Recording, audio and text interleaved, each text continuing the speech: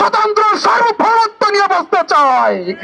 আজকে আমরা এখানে দাঁড়িয়েছি সেই ফেলানি থেকে আজকের এই আবরার হত্যার বিরুদ্ধে যে মামলা হয়েছে, যারা হত্যা করেছে তাদের হত্যার সুষ্ঠু বিচারের দাবিতে।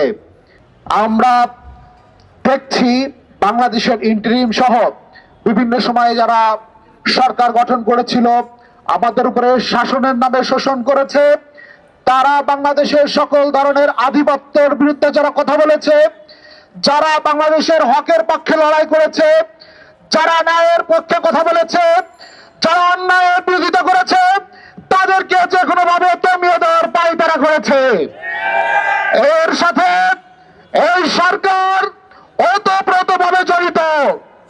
কারণ বাংলাদেশ যখন যে কোনো ধরনের সংকটে পড়ে, তখন যারা ইনসাফের লড়াই করে, সত্যের লড়াই করে, অন্যায়ের বিরুদ্ধে দাঁড়ায়, তাদেরকে এই সরকারি ভাবে আমাদেরকে রুখে দেওয়া হয়। আমরা এর কোনো বিচার হয় বাংলাদেশে হয়েছে তার কোনো দৃষ্টান্ত দেখতে পাই না। আমরা বলতে চাই, বাংলাদেশের উপর আধিপত্য অর্জন করেছে কারা? যারা বাংলাদেশের উপরে শাসন নামে শোষণ করেছে, জুলুম করেছে, অত্যাচার করেছে, হাজার হাজার মানুষকে খুন গুম হত্যা করেছে, তারা যে দেশে গিয়ে আশ্রয় নেয় সে দেশ আমাদের উপরে আধিপত্য অর্জন করতে চায়। আমরা দেখেছি ফেলানিকে কারাগারে ঝুলিয়ে এমন হাজার হাজার প্রায় 1700 আমার ভাই এবং বোনদেরকে হত্যা করা হয়েছে, যারা বাংলাদেশের স্বাধীনতাকে কাটা তারা ঝুলিয়ে রেখেছে।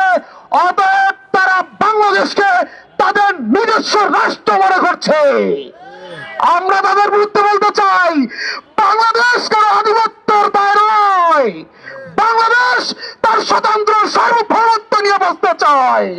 যদি আধিপত্য অর্জন করতে চাই, তাহলে বাংলাদেশের ছাত্র সমাজ, ছাত্র জনতা একসাথে রুখে দেবে ইনশাআল্লাহ।